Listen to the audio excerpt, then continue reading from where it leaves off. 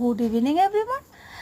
মা আসতে হাতে গোনা আর কয়েকটা দিন বাকি আছে, আর আমাদের কিচ্ছু শপিং করা হয়নি।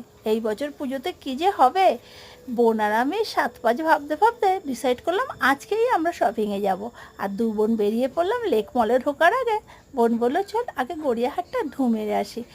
গীতাঞ্জলি দোকানের ঠিক উল্টো দিকে এই দাদার কুর্তির দোকান। আমরা সারা বছর এখান থেকে কম বেশি কুর্তি কিনি, আর এই দাদার দোকানে কুর্তি আমাদের খুব পছন্দ। বিশেষ করে দাদার ব্যবহারটা এত ভালো, তোমাদেরকে কি বলবো।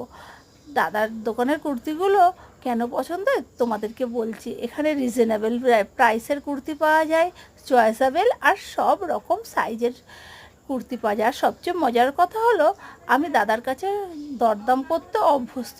আমি একটা দাম বলে দিই, যদি কোনো কারণে সেইটা না পত্রে দাদা ঠিক 2-1 পয়সা কম বেশি করে আমাকে গুছিয়ে দেয়। তোমরাও চাইলে